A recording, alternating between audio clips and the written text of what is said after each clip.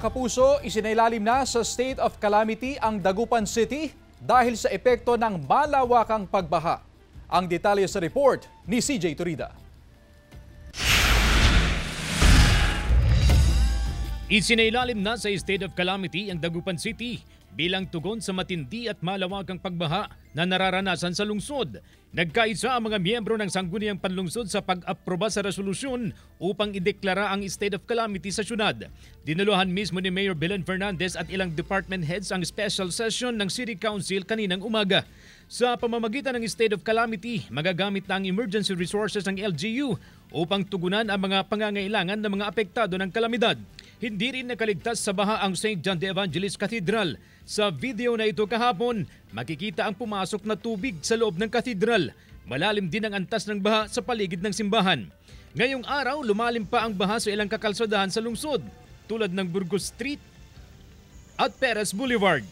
Under construction pa rin ang bahagi ng Perez Boulevard, kaya makikita natin kung gaano kataas yung antas ng baha rito.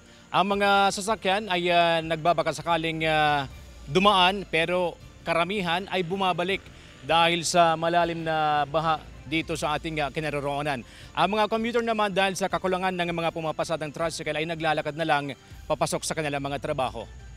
Nakadadaan naman sa baha ang mga malalaking sasakyan tulad ng bus at siyempre ang Kuliglig Express na patok na sasakyan tuwing baha. Lubog na rin sa baha ang ginagawang drainage system. Ang 63 anyos na si Nanay Dolores nagmadaling pumunta sa evacuation center kaninang umaga dahil lagpas bewang na raw ang baha sa kanilang bahay sa Pugot Chico. Kasama ni Nanay Dolores ang kanyang asawang lumikas. Maluha-luha pa ang nanay nang makausap namin. Saan kayo pupunta? Sa Astrodome po. Okay. So mag-evacuate na kayo? Opo. Ano yung dala-dala ninyo? Damit. Nakatutok ang mga otoridad sa sitwasyon ng mga apektadong residente, lalo't nadagdagan pa ang bilang ng mga binabahang lugar sa Pangasinan.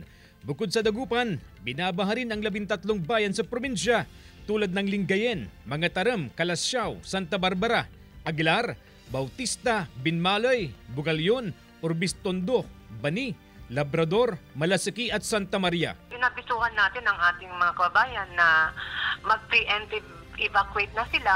Kasama si Daryl Peralta, CJ Torida, One North Central Luzon.